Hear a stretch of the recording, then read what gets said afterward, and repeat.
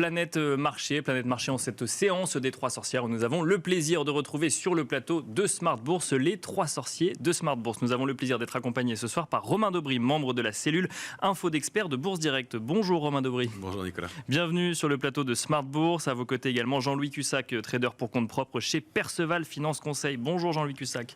Bonsoir Nicolas. Bienvenue également sur le plateau de Smart Bourse et nous avons le plaisir d'accueillir également Philippe Béchade, président des Éconoclastes et rédacteur en chef de la Bourse au quotidien. Bonjour Philippe Béchade. Bonsoir Nicolas. Bienvenue également sur le plateau de Smart Bourse. Beaucoup de sujets techniques à traiter ce soir. On va commencer traditionnellement avec vous, Romain Daubry. La séance du jour n'est pas tout à fait terminée, mais quel est le premier bilan qu'on peut tirer actuellement de l'échéance des trois sorcières du mois de novembre ?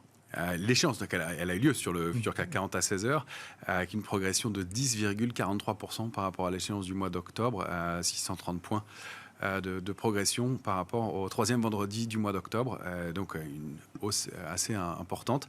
Intéressant de noter que cette accélération haussière s'est faite aussi sous forme de contre-pied et dans un contexte où on l'évoquait il y a un mois de ça, on avait noté une absence de pression baissière depuis deux échéances déjà. Septembre et octobre avaient été remarquables par l'absence de pression baissière au cours des séances de consolidation ou de baisse.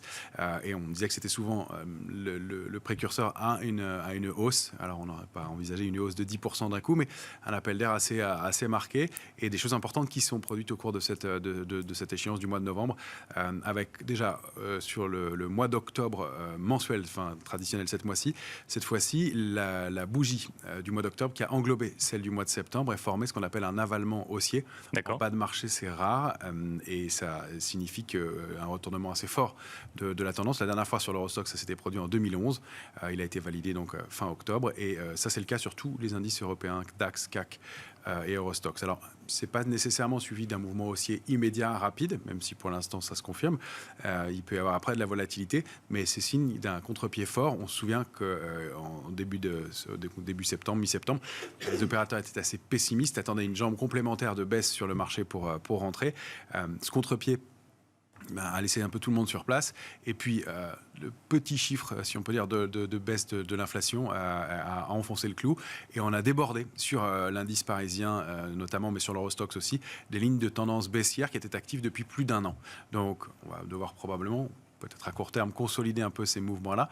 Mais il y a quelque chose de fort qui se met en place dans un contexte où on est passé aussi d'un petit contre-pied technique sur des options sur actions américaines, mais avec un consensus qui globalement, et si on regarde un ratio de couverture en ce moment, qui est plutôt équilibré, c'est-à-dire qu'on est passé d'un pessimisme à un équilibre, donc on peut dire un ratio normal et non pas du tout de suroptimisme, ni encore moins de complaisance ou d'euphorie, un ratio plutôt normal et donc un marché qui traite de façon relativement équilibrée de ce côté-là. Sur les volumes, donc on disait un peu plus d'intérêt. Ce qui est étonnant, c'est que du côté de la position ouverte sur les futurs, d'habitude, elle vient étayer un mouvement.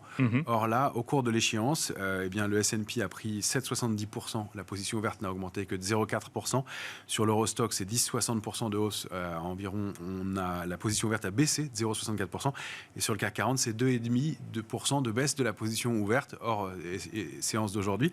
Alors après, avec environ 10% de hausse. Ça veut dire que normalement, le nombre de contrats futurs, on le rappelle, vient étayer, étoffer un mouvement et il nous indique la pression acheteuse, ça c'est du côté de la spéculation. Or là, ça n'est pas le cas, on monte avec très peu de soutien. Probablement donc des consolidations à prévoir par la suite. On a normalement plus oui, effectivement, de positions et de nombre de contrats futurs créés qui viennent confirmer le sens de la tendance. Ça n'est pas le cas, c'est assez rare. Ça arrive parfois. Ça a déjà été le cas, par exemple, début 2019, où le marché est monté régulièrement, avec un peu de volume, comme c'est le cas ici, un peu plus de volume dans les mouvements de hausse, et pas de soutien du côté de la position ouverte. Donc on va voir comment se comporte le marché, mais il faut noter que la spéculation est très en retrait de ce côté-là. Donc ça veut dire qu'on a quand même quelques indices qui montrent une évolution d'une tendance à moyen long terme des indices, mais que globalement, tous les voyants ne sont pas au vert non plus. Il y a des zones d'incertitude, des poches d'incertitude encore techniquement sur le marché. Alors, grosse techniquement, et puis même économiquement, globalement. Oui, bien sûr, non, mais bien sûr. Maintenant, ouais, voilà. Ils sont rouges, et je pense que c'est ce fond d'excès qui a créé un mouvement de contre-pied. Et donc, pour l'instant, les curseurs restent à court terme au vert, et pour confirmer la feuille de route qu'on exposait depuis quelques temps déjà et qu'on maintient pour l'instant, c'est donc aussi à court terme et probablement jusqu'en fin d'année. Alors peut-être que là, à très court terme, on va avoir un peu de consolidation. Post-échéance, on a vu que le marché a un peu accéléré à la baisse, notamment sur des chiffres de vente de logements aux États-Unis.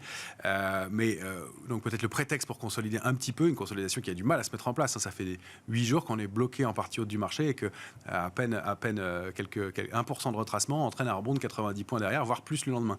Donc peut-être à court terme, un peu de consolidation qui pourrait se mettre en place. Globalement, un marché qui reste haussier avec un peu de potentiel encore sur les indices majeurs. Et en revanche, en début d'année, là, on sera beaucoup plus prudent parce qu'effectivement, le fond est quand même assez risqué. La progression a été assez brutale, assez rapide et que certains actifs ont besoin de consolider. Mais il y a de belles histoires qui se mettent en place sur pas mal de valeurs et des dossiers qui ont déjà beaucoup progressé mais qui continuent à donner des signaux d'intérêt forts sur le moyen et le long terme et probablement une rotation qui se met en place d'ailleurs sur les valeurs fortes dans les mois qui viennent, cette fois-ci. Jean-Louis Cussac, votre sentiment de marché, on vous a entendu répondre à la question en disant ils sont tous au rouge actuellement. Alors, c'est pas forcément ce que les marchés avaient l'air de penser en fin de semaine dernière, par exemple, qui réagissaient à une statistique particulière. Quelle est votre analyse un petit peu du contexte de marché actuel ? Non, mais le contexte est très complexe, en fait. Il y a un mois, je vous disais, le risque est asymétrique et le marché a plus de chances de monter que de baisser. C'était dû au fait qu'il y avait une hyper-méfiance avec une volatilité implicite autour de 23, 24, 25 et des marchés qui avaient montré, avec la configuration qu'on voyait en temps réel, qu'en effet, il avait une capacité à rebondir. On ne voyait pas de pression. Alors moi, je parlais je ne voyais pas de conviction dans les ventes. Beaucoup d'arbitrage. Aujourd'hui, c'est la même chose, mais dans l'autre sens.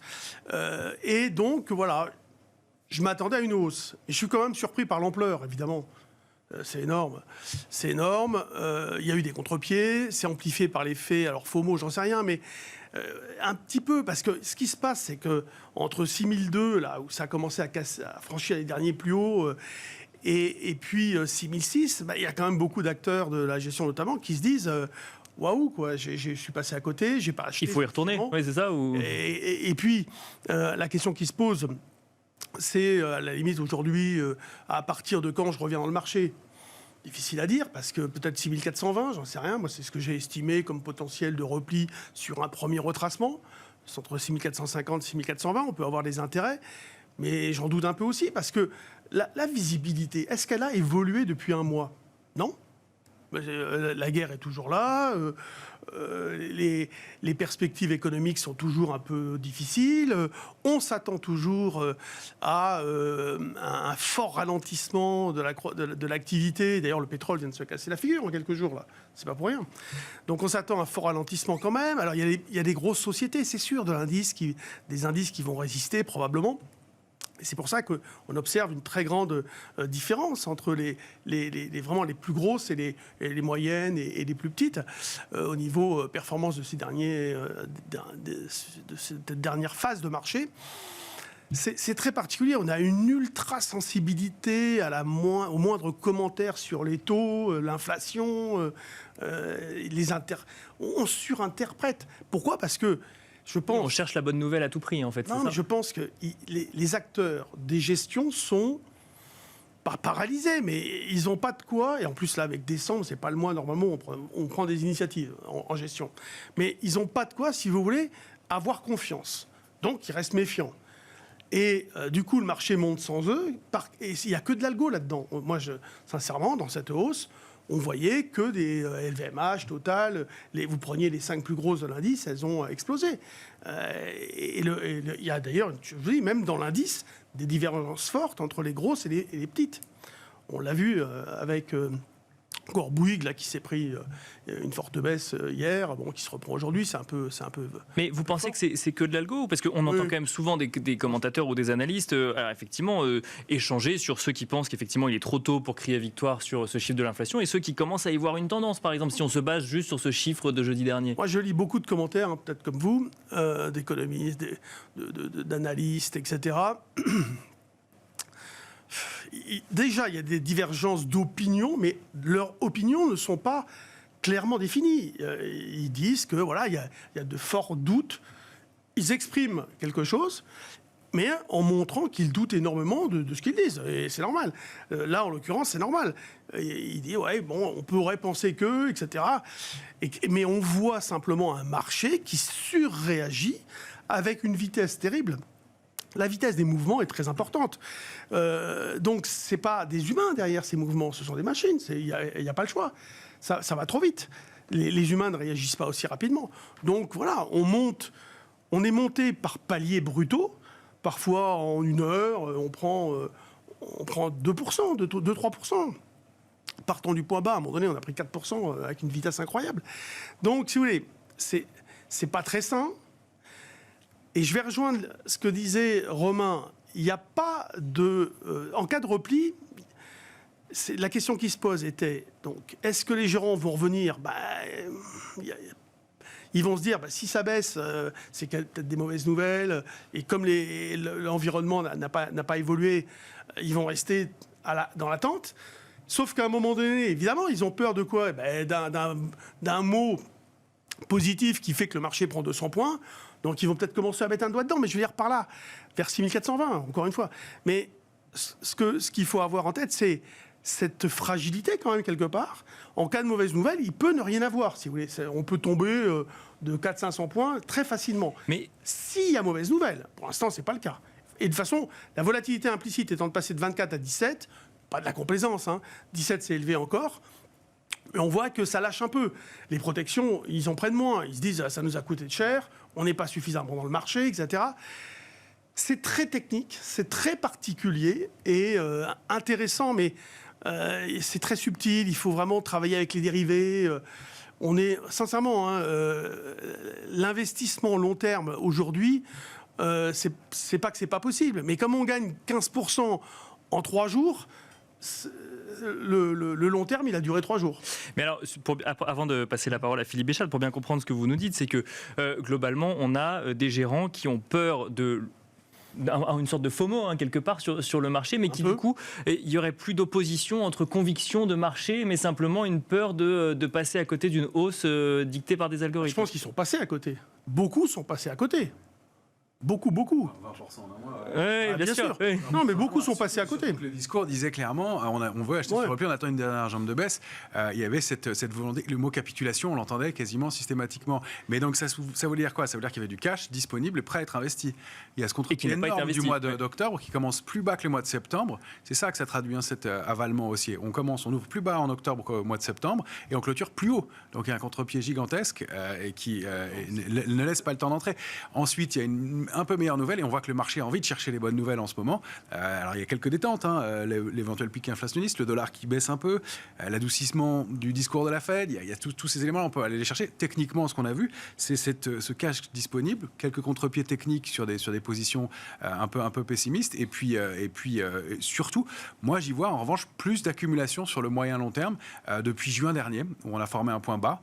Et puis ensuite en juillet, au moment où en septembre, le moment où le marché a reformé un point bas et où il y a eu effectivement là des volumes et de l'accumulation qui ont été faites. Alors sur les dernières accélérations, c'est difficile de rentrer, mais je pense qu'il y a quelque chose qui se met en place. Philippe Béchade, votre point de vue sur ce bilan qu'on a dressé, effectivement, qui laisse pas forcément beaucoup de place aux gérants, en tout cas qui montre qu'ils n'ont pas forcément la place de se positionner sur ce marché. Comment est-ce que vous voyez les choses ? Alors, je vais essayer de laisser de côté ce qu'on appelle le point de vue, pour rester extrêmement factuel. Bien sûr. Alors, première chose, 13 octobre, 15 novembre, quelque chose que moi je n'ai pas vu en 37 ans de carrière ou d'analyse technique, 4 retournements et avalements haussiers intraday. C'est-à-dire que vous ouvrez par exemple le 13 octobre à -2, -3 et vous finissez à +5. +7,5 sur le Nasdaq. Bon, ça, c'était une fois depuis le 1er janvier 2000. Et puis un deuxième. Et puis un troisième contre-pied de 5% en l'espace de quelques heures ou en l'espace de 48 heures, je crois. Le 21-22, on a réussi à reprendre 5%. Bon, ça s'est déclenché le soir et le matin, ça y est, c'était joué. 3 contre-pieds de cette sorte en 4 semaines, c'est du jamais vu. Vous rajoutez celui, effectivement, du 3 octobre, où on commence bas et on finit haut. Et là, vous êtes sur quelque chose qui n'existe pas, qui n'a jamais existé. Donc, ce n'est pas un marché. En plus de ça, les banques centrales ont Vous êtes tous d'accord. Non, les banques centrales ont tenu parole. Elles ont commencé à réduire le bilan. Et la Fed tient effectivement son rythme de moins 90 milliards par mois. Donc la liquidité se raréfie. Donc à la limite, on ne peut pas vraiment s'amuser à construire des positions à effet de levier. Alors je vous explique après ce qui s'est passé. Donc a priori, il y a moins de liquidité. Donc comment un marché prend 20% quand la liquidité se raréfie? C'est quelque chose qui paraît une impossibilité. Alors par contre, ce qui s'est passé, c'est que comme il y a moins de liquidité, le seul moyen de gagner de l'argent, c'est comme au poker, eh ben, quand vous avez une très mauvaise main, même si la carte au milieu qui sort, elle n'est pas bonne pour vous, vous faites tapis. Et donc en face, ou vous avez les jetons pour suivre, ou vous ne les avez pas. Et si vous ne les avez pas, vous vous couchez. Et ça s'appelle, mais c'est un grand bluff.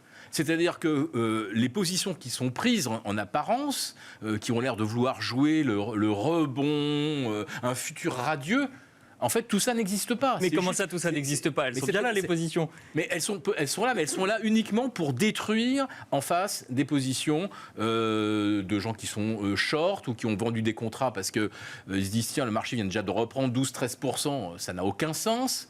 Et je vais vous expliquer pourquoi ça n'a aucun sens. Le 3 octobre dernier, souvenez-vous, où sont les taux longs? CAC, enfin le OAT, Bund, etc. Le 3 octobre dernier, les taux longs sont à 1,90 en Allemagne. Ils sont à 2,02 aujourd'hui. Autrement dit, les 20% repris par le DAX, qu'on ne nous explique pas que c'est parce que, ça y est, on croit à la détente des taux, le pivot de la Fed et les marchés obligataires qui sont partis dans une envolée lyrique. Non, les taux, aujourd'hui, sont plus hauts que le 3 octobre, quand le rallye des marchés débute. On va prendre, je ne sais plus, c'était le... Le chiffre allemand n'était pas bon non plus. Oui, bien sûr. Oui. Autour du 17 octobre, le DAX a repris 12%. À combien sont les taux longs allemands? Ils sont à 1,97%. Donc, c'est quasiment inchangé. Depuis cette date, le Bund allemand, son rendement s'est encore tendu de 5 points, entre 1,97 et 2,05. Et le DAX a pris 1200 points de plus. Donc, ce n'est pas les marchés obligataires. Ce n'est pas les perspectives. Donc, il n'y a pas eu d'effet vase communicant, mais donc... Non. Et je vous dis, moi j'écoute les discours. Oui, les banques centrales, ça y est, c'est l'assouplissement. Mais quel est le marché directeur? Quel est celui, quand on pense quelque chose des taux et quand on pense quelque chose de ce que va faire une banque centrale, sur quel marché réagit? C'est le marché de taux. Mais il ne se passe rien. C'est que les actions. Ce qui se passe sur les actions, c'est quelque chose qui ne se passe nulle part ailleurs, et c'est lié, et Jean-Louis le souligne assez, c'est lié à la prépondérance des algos où on peut faire n'importe quoi. Bon, mais je vois que vous êtes tous d'accord sur les algorithmes, du coup. Oui, mais Romain aussi. Non, mais on arrive à quelque chose d'extrêmement malsain. Là, on est aujourd'hui à même pas moins 7% depuis le 1er janvier. Vous dites à un investisseur le 1er janvier, oh, attention, le CAC, il est à 7000 et quelques. On est à des PER de 22, 23. On s'est peut-être un peu emballé quand même en 2021. Maintenant, je vais vous faire un scénario de l'horreur absolue. Vous n'allez pas me croire parce que c'est pas possible. Mais je vous dis, dans la même année, les taux, ils vont passer de 0 à 400 points aux États-Unis. Ils vont passer de 0 à 300 points à la BCE. L'inflation, elle va passer de 4 à 8 ou de 4 à 11, Angleterre. Vous allez avoir une guerre, une récession et il va falloir réviser il va falloir réviser les prévisions de bénéfices à la baisse pour 2023, 2024. Donc, à la fin de l'année, le CAC, il a perdu combien? Moins 7, moins 17 ou moins 37? Vous avez 95% des gens qui vous disent, si je suis votre script, on est à moins 37. Et encore, on s'en tire bien. Parce qu'en 2003, on était plutôt à moins 40 par rapport au sommet. On est à moins 7. Donc, tout ça, c'est de la pure magie. Voilà. De la magie pour les trois associés de Smart Bourse. Romain, peut-être un avis un peu plus modéré sur ce qu'on peut voir sur le marché actuellement. Il y a un an de ça, on n'avait pas la même psychologie non plus. On arrivait en haut de marché, 7100 points, il y a un an de ça, avec un ratio de couverture qui était de 0,6, ratio put-call. Et une petite précision dessus, on a tendance à regarder beaucoup un ratio put-call flash, qui est le nombre d'options de vente traitées par rapport au nombre d'options d'achat traitées sur une journée. Et on en déduit un ratio. Ça, c'est juste instantané. Ça veut dire que dans une séance, on a traité plus d'options de vente que d'options d'achat. Ça traduit un petit excès ponctuel. C'est pas un ratio global qui donne l'état d'esprit des investisseurs de façon générale. Le ratio, il faut le prendre de façon plus large. Celui-ci, on montre un excès en ce moment de pessimisme sur les nombres d'options de vente traitées sur les options américaines. Si on le regarde globalement, il est plutôt équilibré. Donc il y a un an de ça, à 7100, le ratio sur le CAC 40, il était à 0,6. On dit qu'il est équilibré entre 0,80 et 1,20. 0,6, c'est de l'optimisme fort. C'est même un peu de l'euphorie. On l'a signalé et on a expliqué que c'était probablement risqué. Là, on est à 6600 points plus ou moins. Le ratio, il est à 1. Donc, les opérateurs sont quand même. On se rapproche du pessimisme. On se rapproche de l'équilibre, en tout cas. 1,20 étant le pessimisme. À 1, on est plutôt équilibré. Ça veut dire qu'on est passé très rapidement de pessimisme. Je vous ai passé l'étape pessimiste du creux de septembre. Bien sûr. On était à plus de 2 options de vente pour une option d'achat. On repasse un peu rapidement, effectivement, à 1. Donc, ça va nécessiter des ajustements. Mais ce qu'on voit, c'est qu'il y a des figures de retournement haussière qui se mettent en place sur pas mal de valeurs, qu'il y a eu des progressions qui sont importantes sur des titres qui ont beaucoup chuté, et il y a des franchissements de lignes de tendance baissière de long terme qui sont mis en place sur des valeurs comme Schneider Electric, comme Michelin, comme Safran, comme Airbus, avec du volume. Et si vous regardez ces valeurs-là en détail, dans la granularité, on voit que dans les séances de baisse, les volumes sont plus faibles, dans les séances de hausse, les volumes sont plus forts. Ça, c'est un élément indispensable pour soutenir une hausse du marché. Alors une hausse de 20% en un mois, on est tous d'accord, c'est contre-pied, spéculation, algorithme bien entendu, et ces fameuses séances que tu décrivais d'ouverture point bas ou en baisse et de contre-pied, c'est effectivement de l'algorithme, du contre-pied. Il y a, à mon sens, en parallèle, autre chose qui se joue et des mains fortes qui ont accumulé sur des niveaux entre donc, cette période de juin à septembre à chaque repli. Et on voit qu'il y a une zone 5007, 5008 jusqu'à 6000 qui a été une zone d'accumulation. Au-delà, c'est peut-être aller un peu vite et il y aura de nouveaux points d'entrée. Maintenant, je ne cherche pas, compte tenu de tous ces éléments effectivement économiques qui sont lourds et qui vont probablement rattraper un peu les excès de court terme, on essaie de lire ce qui se passe dans le marché et de voir l'inertie. Du côté des marchés dérivés, effectivement, ça manque de soutien. Souvent, ces zones-là, elles sont revisitées, mais pas forcément immédiatement. Comme il y a un peu plus de volume aussi, et pas de figure de retournement baissière, plutôt des débordements de lignes de tendance baissière de long terme, actifs depuis plus d'1 an, marché pourrait, pour la fin d'année, continuer sur cette petite inertie. Donc, correction de très court terme, continuer sur un excès et aller former cette fois-ci un excès qu'en début d'année, on pourrait payer un peu plus fort. Donc, avec peut-être des premiers jours de l'année toujours un peu haussiers, comme c'est fréquemment le cas. Et puis ensuite, une consolidation un peu plus marquée qui ramènerait à la raison. Mais l'idée, c'est qu'effectivement, on a des fondamentaux qui font peur. Le fait est que ce scepticisme, cette peur et des prix d'entrée qui sont quand même devenus très intéressants sur beaucoup de valeurs, créent un contre-pied et des acteurs qui n'ont pas pu rentrer dans le marché et qui, au débordement de certains niveaux, ne peuvent pas rester avec du cash et sous-investis non plus, qui sont un peu obligés d'accompagner par moment. Donc, il y a ce paradoxe et ce fait que le marché va avoir du mal à baisser. Et on est très, très lié effectivement aux nouvelles. On constate que les mauvaises nouvelles, on les digère extrêmement bien. Oui, en fait, on se concentre sur les bonnes nouvelles, c'est ça? Pour l'instant, on se concentre sur les bonnes nouvelles. C'est des vendeurs qui d'un seul coup réagissent et on les fusille, on les détruit, on les flingue à vue. Jean-Louis Cussac, pardon. Non, mais si le marché est sensible à la hausse, c'est-à-dire qu'il est vulnérable à la hausse, imaginons que la position, elle est « je joue la baisse ». Donc si ça monte, ça m'ennuie. Avec ce qu'on a observé ces derniers temps, on va dire que ceux qui devaient être acheteurs ne l'étaient pas trop, et ils se protégeaient, ils se surprotégeaient. Donc ces gens-là n'étaient pas des vendeurs potentiels. Donc la hausse n'a pas rencontré de résistance.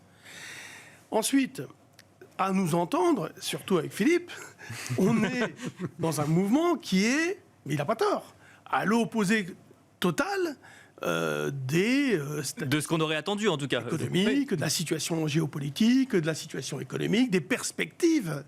Et des taux et de tout. Mais les dernières déclarations de Lagarde, début là, il y a 48 heures. On peut dire il n'y a pas de logique. Et si, il y en a une logique. Mais cette logique, c'est des logiques, si vous voulez, d'excès.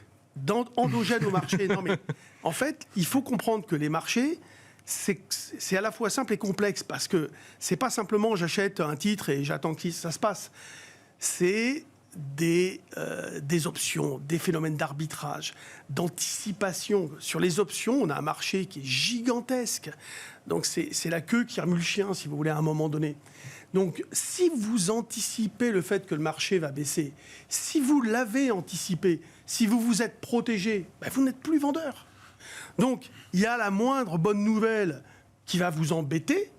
Donc vous allez avoir envie d'acheter parce que vous êtes tranquille, vous avez des liquidités. Et il y en a dans les gestions. Donc vous avez plutôt envie d'acheter. Ce qui compte, c'est pas ce que vous pensez, c'est ce que vous êtes potentiellement capable de faire. Et dans toute cette période, c'est ce qui m'a fait dire que le risque était asymétrique. Les gens, si vous voulez, sont davantage dans l'idée de l'obligation, de la contrainte d'acheter que de vendre. Parce que vendre, ils l'ont déjà fait et ils se sont protégés. Et c'est pour ça que vous avez des divergences très fortes et perturbantes entre des marchés qui montent incroyablement violemment, parce que ça se fait en quelques heures, parfois en 10 minutes, vous avez pris 100 points. Sur le... Et ça, c'est juste parce qu'on se couvre effectivement sur des... Non, mais parce que tout simplement, il n'y a personne en face. Vous avez un algo, il fonctionne. Un algo, il entoure un prix. Alors, il se met acheteur, il se met vendeur. Il entoure un prix. Il essaie d'arbitrer. Bon, OK. Si l'algo décide de payer, qu'est-ce qu'il fait? Il enlève ses ventes et il achète. Ils font tous pareil au même moment. Donc, au moment où il enlève les ventes, il n'y a plus rien en face. Il y a les quelques Pékins, malheureusement, de clients comme nous, éventuellement, si on se mettait à la vente, parce qu'on était content d'avoir gagné 3-4% dans la journée ou sur 3-4 jours, et on se fait avaler, et les algos, ils avalent tout. Donc vous avez des phénomènes, si vous voulez, endogènes, qui sont nettement supérieurs à tout ce qui est exogène, c'est-à-dire les statistiques économiques, etc., qui ont un impact très ponctuel, comme par exemple, j'ouvre avec un gap à la baisse parce qu'il y a une mauvaise nouvelle, et derrière, on avale tout. Donc c'est le fameux avalement haussier. Romain, après Philippe, ensuite on parlera quand même un petit peu de matière première parce qu'il y a du mouvement aussi là-dessus, mais rapidement Romain et ensuite Philippe. Un élément concret que je voulais vous donner sur le comportement global. Il y a un mois de ça, le 18 octobre, il y avait 103 valeurs à Paris déclarées dont le capital était shorté à plus de 0,5%. C'est une obligation, on doit le faire. Là, il y en a plus de 90 un mois plus tard. Donc c'est pas énorme, mais ça fait déjà 13% un peu plus de seuil de vente à découvert qui sont passés sous les 0,5%, en tout cas au moins. On note dedans Mercialis ou Schneider Electric par exemple. Ça a baissé de 30% la position vendeuse sur des valeurs comme Atos ou Forestia aussi. Donc il y a des vendeurs qui sont moins présents, moins forts et moins de stratégie baissière, en tout cas en ce moment, sur l'indice parisien un mois plus tard. Donc c'est quand même un élément qui dénote un changement de comportement. Ça faisait un an que systématiquement, tous les mois, la position et le nombre de positions vendeuses augmentaient. C'est la première fois que ça baisse significativement. Donc c'est un argument, je rebondis sur ce que nous dit Romain, Philippe, c'est un argument pour montrer qu'il n'y a pas que des algorithmes. Alors peut-être qu'effectivement il y a un effet FOMO, mais ça amène du coup, alors c'est peut-être un effet autoréalisateur, mais il y a aussi des gérants qui reviennent du coup, qui se positionnent, en tout cas, qui se posent la question. Bien sûr. Vous êtes obligé de faire Philippe, quelque chose. Je pense qu'on a tous été C'est quoi le catalyseur? Oui. Philippe, c'est quoi le catalyseur? Ceux qui sont gérants, qui l'ont été comme moi, savent qu'on a des mandats à respecter. Bon, quand on a trop de liquidités, à un moment, on est obligé d'y retourner. Même si on se dit, mais c'est horrible, il y a toujours la guerre, il y en a un qui essaie de déclencher une guerre atomique, enfin bon, donc c'est pas vraiment le moment. Bon, tout ce que j'ai cité donc dans mon scénario initial de 2022 où tout le monde aurait dit à moins 35, je signe tout de suite parce que vraiment on s'en tire pas mal. Bon, quand on regarde aujourd'hui où on est l'obligataire, on est toujours à moins 15, moins 16 depuis le 1er janvier. Voilà. Il n'y a que les actions qui ont monté. Voilà, c'est tout. Parce que c'était le marché le plus facile à manipuler. Il faut quand même dire les choses. Mais mais non, mais tout ce qu'on décrit là, on dit oui, les marchés ont des mécanismes complexes, il y a des arbitrages, des machins. Mais non, mais tout ça, c'est. Mais on a quand même vu une détente sur l'obligataire, par exemple. Mais non, il n'y en a pas. Je vous l'ai démontré. Non, mais à court terme, si on regarde par exemple depuis une semaine avec le dernier chiffre de l'inflation, là, on a vu une petite détente par rapport à ce qu'on voyait avant. Ouais, mais il y a quand même des liens qui sont 5% dessus. Comment? Les indices actions sont beaucoup plus. Oui, c'est vrai. Voilà, donc ça n'a pas de sens. Voilà, c'est la disproportion devrait donc faire clignoter des signaux d'alarme partout. Bon, et qu'est-ce que c'est que d'acheter des actions? C'est acheter un flux de revenus futurs, un flux de dividendes futurs. Récession en 2022, en 2023, en 2024. Et c'est quoi les flux que je vais avoir? Là-dessus, tout le monde n'est pas forcément d'accord, notamment aux États-Unis. Maintenant, il y a différentes visions sur le sujet. Ça peut peut-être jouer aussi sur. Mais je suis d'accord que je vais faire de la gestion active. Je vais arbitrer vers un secteur qui me paraît peut-être plus en capacité de répercuter la hausse des prix, le pricing power. Bon, je vais faire mes arbitrages. Je fais mon métier de gérant. Enfin, globalement, le S&P en 2022, en 2023, en 2024, est-ce que je vais avoir 200 points de revenus, 230 points de revenus, ou je vais plutôt étendre vers 180 ou 170. Donc ce que je vous dis, c'est qu'aujourd'hui, le S&P à 4000, il est presque aussi cher que le 1er janvier à 4004. C'est tout, c'est aussi simple que ça. Quand j'achète des actions, il y a un moment, bon, vous me dites, vous êtes obligé, dans votre mandat, vous contraint à avoir 60%. Donc ça va, je me mets à 60, mais qu'est-ce que je vais rentrer comme flux financier en 2023 et 2024 ? La réalité, c'est ça. Alors maintenant, je vais vous donner aussi... Et les marchés actions ne peuvent pas anticiper potentiellement une situation économique qui s'améliorerait en 2023, ça, le coup des anticipations, c'est très très bien, parce qu'on peut toujours prétendre tout et son contraire. Les anticipations, moi je vous prends celle de Goldman Sachs, elles me vont bien. Goldman Sachs, c'est 2,9% d'inflation fin 2023. Ben, j'achète ça. Ah ben non, parce que JP Morgan, lui, c'est 4,7%. Et la Fed, elle est à peu près elle est plus près de JP Morgan, puisqu'elle dit 4,4%. Alors, si moi j'entends ce que me dit monsieur Bullard, les taux fin 2023 seront encore à 5. Et ils seront de toute façon désormais, ils seront supérieurs à l'inflation. C'est-à-dire qu'on va revenir à une structure de taux orthodoxe. Alors, expliquez-moi comment, avec du rendement sans risque de 5% à fin 2023, je peux anticiper que le S&P vaudra plus de 4000, alors que mes revenus vont baisser et que la prime de risque par rapport à l'obligataire s'effondre littéralement. Donc, on en revient simplement à ce que je vous dis, c'est un coup de poker. Vous êtes contraint en octobre et en novembre de suivre, si vous voulez vraiment rester dans le jeu, vous êtes obligé de suivre. On vous a mis le CAC à 6006, ou vous suivez à 6006, ou vous vous couchez. Jean-Louis Cussac. C'est aussi simple que ça. Et je pense qu'on restera sur les marchés actions. Mais ces phénomènes, après, il y a des phénomènes de contre-pied, on est bien d'accord. Les marchés, quand même, aujourd'hui, ils ont acheté de bonnes nouvelles. Oui. Ça y est, c'est payé. Le pari hasardeux, moi j'ai rajouté l'adjectif, est fait. Bon, maintenant ça passe ou ça craque, on verra, mais pour l'instant le pari est fait, malgré ce que peut dire Bullard et compagnie. Bon, la politique restrictive devrait durer assez longtemps, etc. Bon, ok. À cela est venu s'ajouter à ce phénomène de contre-pied, de logique fondamentale non respectée, on va dire, est venu s'ajouter des flux entrants sur les ETF indices actions. Alors, j'ai pas regardé cette semaine là, mais ces derniers temps, c'était tous les mois. Alors, pas tellement en Europe, mais sur le marché américain, il y avait des flux entrants, mais extrêmement importants. D'accord. Ouais. Donc là, c'est pareil. Moi, je suis gérant, j'ai trop de liquidités, je suis embêté. Si en plus on me renvoie de la liquidité, j'ai pas le choix, j'achète. Et pourtant, la part de cash dans les portefeuilles américains reste prépondérante. Les investisseurs ont encore peur aux États-Unis. Ils ont du cash. Donc ils investissent pas encore suffisamment. Oui, ils investissent pas encore beaucoup. Pas encore beaucoup. Ils en récupèrent trop. C'est là que je voulais apporter un petit éclaircissement. Ce marché où le cash continue d'affluer, c'est quelque chose qui est complètement antinomique avec une Fed qui a déjà épongé près de 370 milliards. On est revenu en fait de 9 000 milliards à 8 006. Voilà. Donc elle le fait bien, la liquidité se raréfie. Pourquoi y en a-t-il autant dans le marché ? Eh bien tout simplement parce que la Fed, au travers d'opérations techniques qu'on appelle les OMO, injecte, un peu comme elle le faisait d'ailleurs à l'automne 2019, elle injecte comme ça des dizaines de milliards. Alors c'est du très très court terme, donc ça n'apparaît pas dans le bilan de la Fed, puisque c'est prêté rendu, clac clac clac. Sauf que la Fed alimente quand même une liquidité du marché qui, sans quoi, qu'est-ce qu'on ferait si on n'avait pas ces petites avances de trésorerie très court terme de la Fed. Donc d'un côté, elle vous éponge 90 milliards, et de l'autre côté, elle vous donne chaque jour un petit chèque pour jouer. Sauf que ce n'est pas des tout petits chèques, et c'est ce qui permet au marché de se maintenir. Supprimer cette liquidité-là, il n'y a plus rien. Mais il y en a quand même moins, puisque du coup, elle n'est pas investie, cette liquidité. Il y en a quand même moins. C'est deux discours différents. D'un côté, vous me dites que la liquidité n'est pas dans le marché. De l'autre, vous me dites que la liquidité est toujours dans le marché. Romain, peut-être, je sais pas, j'essaie de comprendre. Moi, je constate effectivement que dans le comportement des portefeuilles des investisseurs, globalement, la part de cash reste toujours majoritaire pour l'instant et qu'elle n'est pas réinvestie. Donc, il y a effectivement une partie de trading, une partie d'algo qui a alimenté. On voit quand même qu'il y a du volume qui a augmenté aussi et ça joue. Après, ce qu'on peut regarder aussi là-dedans, c'est qu'il n'y a pas vraiment de logique sectorielle qui se met en place sur les marchés.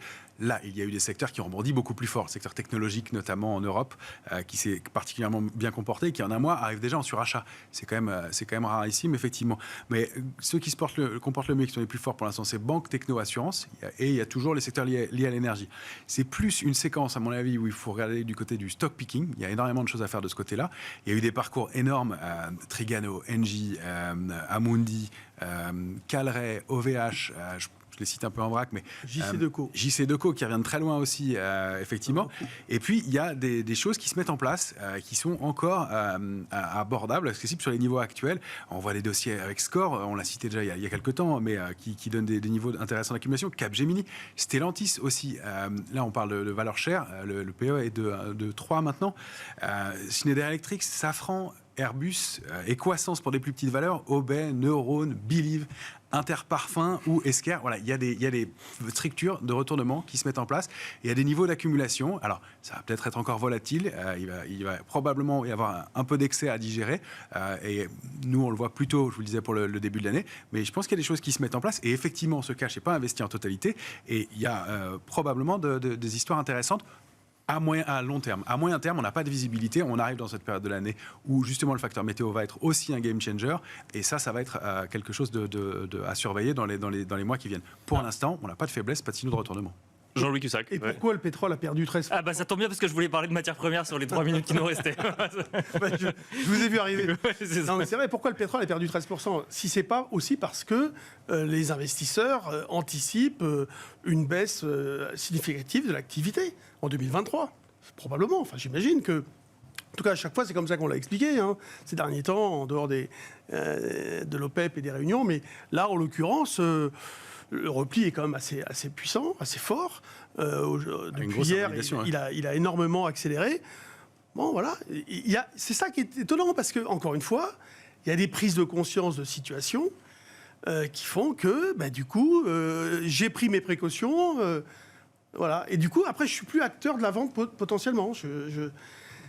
Mais une évolution... Un catalyseur, tant qu'il n'y a pas, si vous voulez, un effet domino qui se met en place.